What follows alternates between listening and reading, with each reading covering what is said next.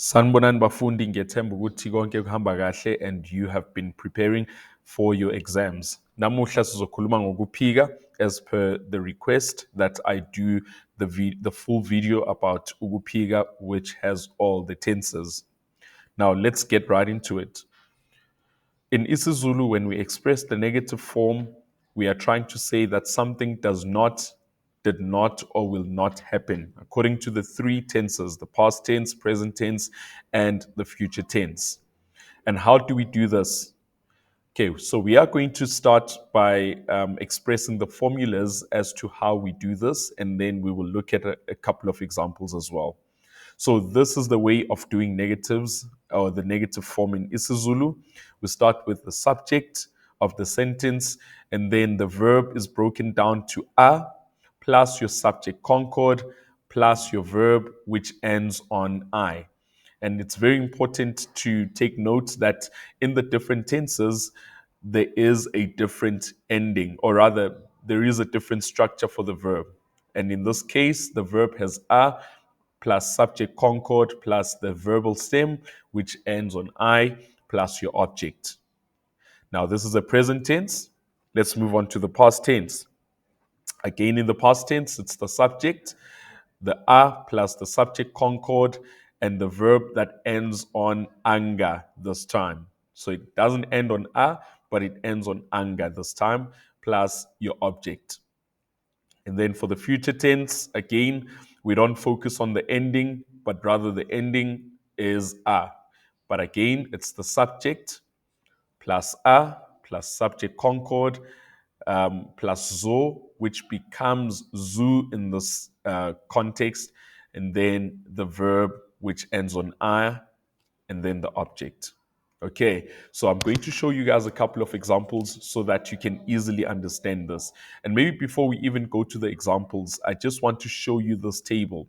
Now, if you've watched my previous videos, you would have noticed that when we did subject concords, izimvumelwano zenhloko, we had a list of these subject concords. And also for negatives, every noun class has a subject concord and a negative concord.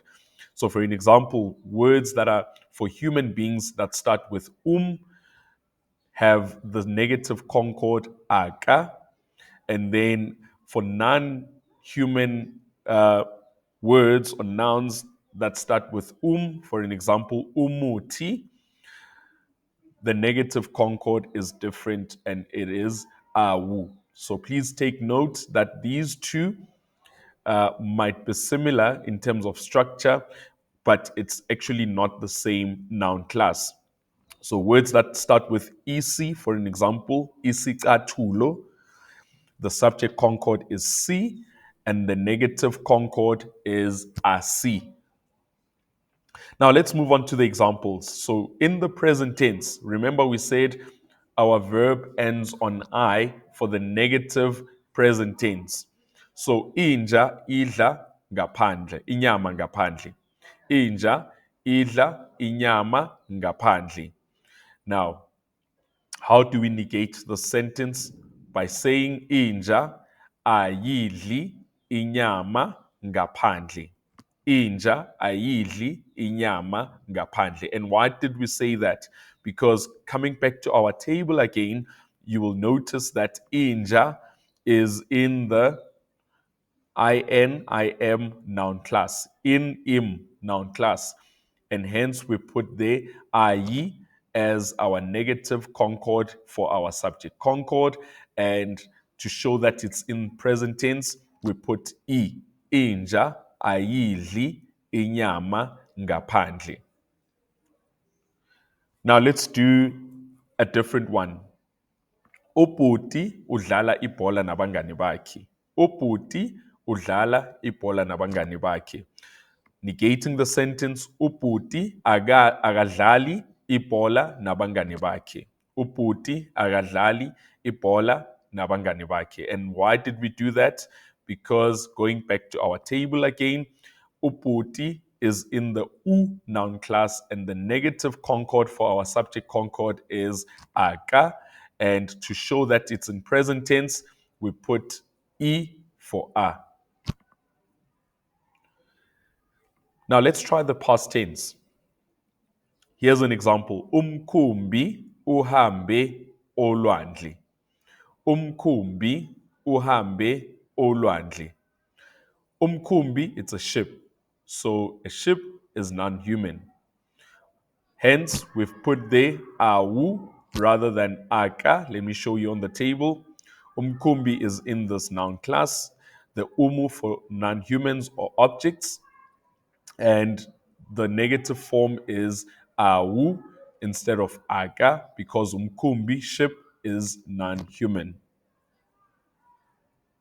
So again, for a in the past tense, how do we negate it? We put anga to indicate that this sentence now has become past tense negative form.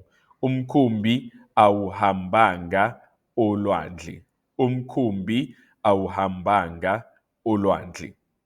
Again, guys, I want to say that if you do not understand any of these structures, maybe play the video slowly and pause the video, pause where you've got the table so that you can get a full grasp of the negative form. Now, let's move forward to the future tense. Uthisha uzofundisa izingane ekilasini.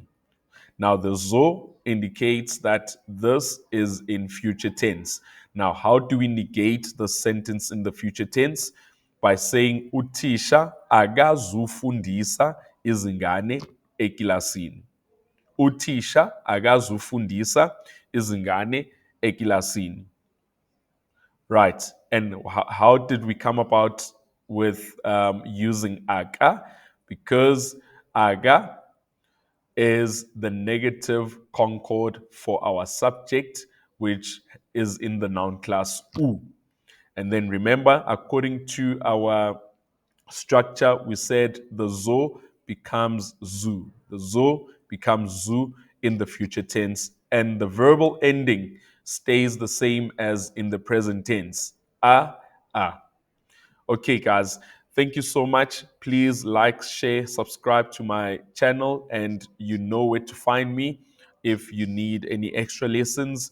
And good luck with your exams, and nibhale kahle izifundo zenu.